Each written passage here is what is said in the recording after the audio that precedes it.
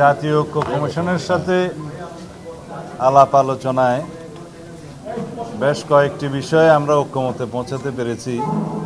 পরবর্তীতে ঐক্যমত্য কমিশনের পক্ষ থেকে নিশ্চয়ই আপনাদেরকে জানানো হবে। আমরা আজকে আলোচনা শুরু করেছিলাম একটা স্বাধীন পুলিশ কমিশন গঠন বিষয়ে।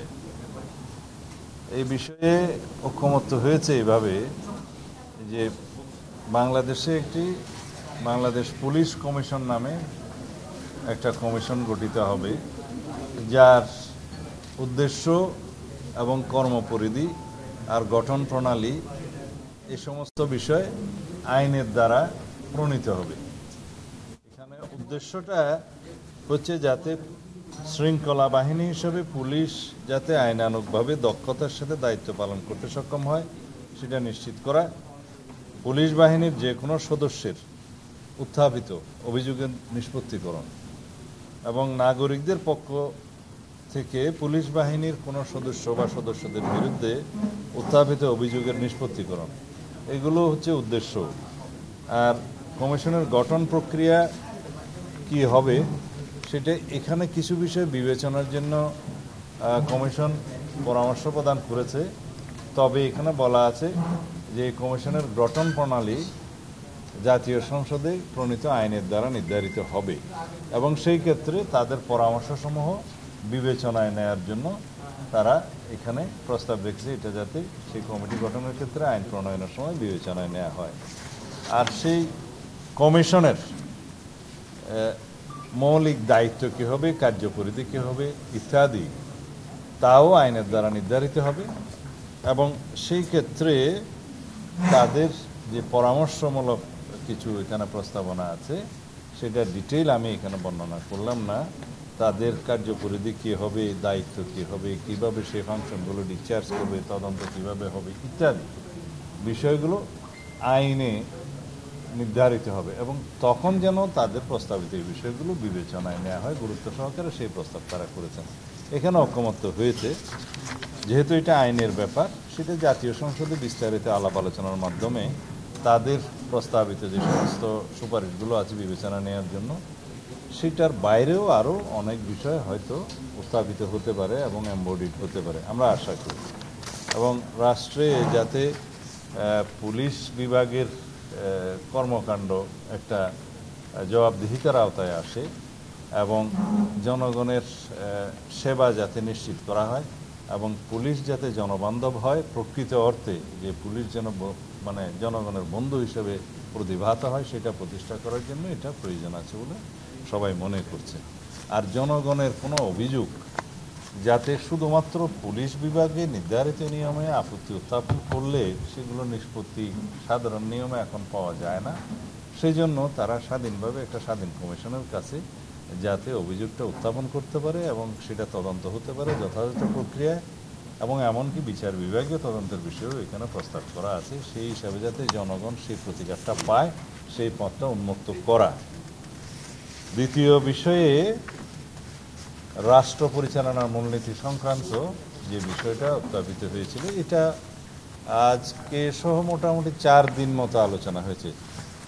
রাষ্ট্র পরিচালনার মূলনীতির ক্ষেত্রে কমিশনের যে প্রস্তাব, সেই প্রস্তাবটা আমরা একমত হয়েছি। বিষয়টা এরকম যে রাষ্ট্র পরিচালনার মূলনীতির ক্ষেত্রে স্বাধীনতার ঘোষণাপত্রে উল্লেখিত যে বিষয়গুলো সাম্য, মানবিক মর্যাদা, সামাজিক ন্যায় বিচার, তার সাথে গণতন্ত্র,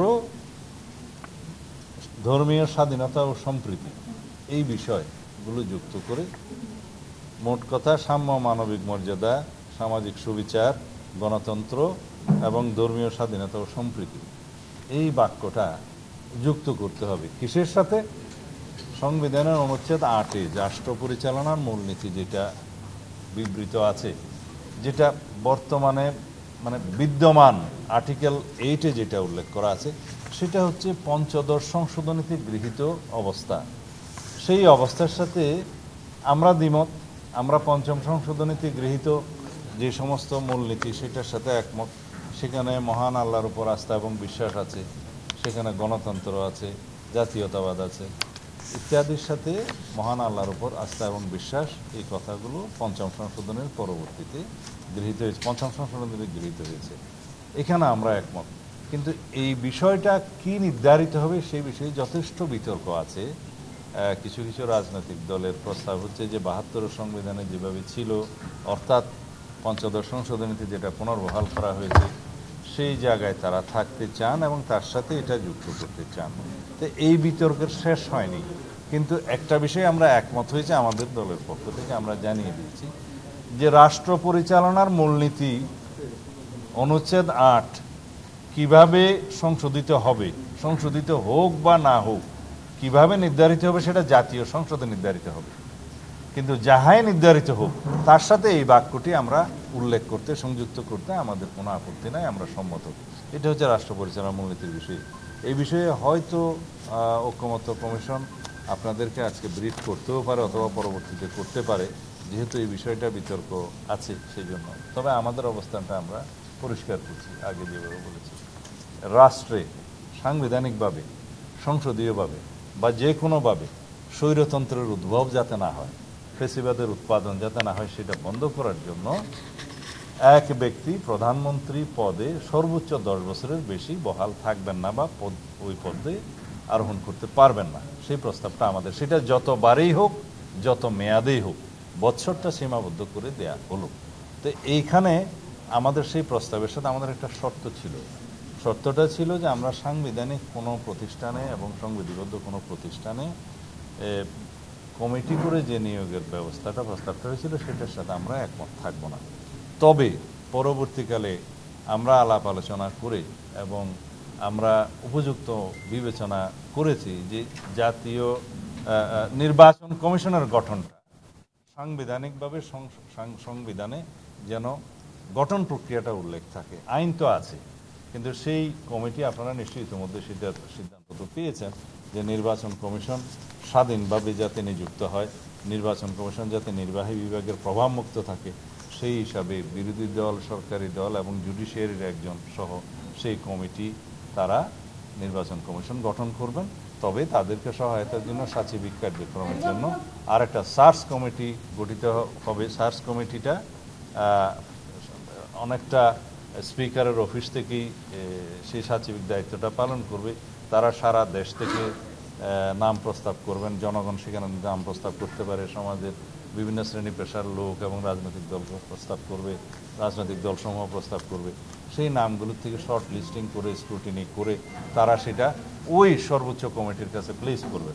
এবং সেই সাংবিধানিক কমিটিটা যারা নির্বাচন কমিশন নিয়োগ করবেন, নির্বাচন কমিশনের সদস্য এবং প্রধান নির্বাচন কমিশনদের নিয়োগ করবেন, সেই কমিটির কাছে প্লেস করবে। কিন্তু সেই কমিটিও নিজস্ব বিবেচনায় এই শর্ট লিস্টিংয়ের বাইরেও তারা নিজস্ব বিবেচনায় তাদের নাম প্রস্তাব করতে পারবেন, অন্য নাম প্রস্তাব করতে পারবেন। সেইটা আমরা গ্রহণ করেছি। আমাদের সেই কন্ডিশন থেকে আমরা সরে এসে নির্বাচন কমিশন গঠন প্রক্রিয়ার সাথে একমত হয়েছে। আপনারা ইতিমধ্যে সেটা জানেন।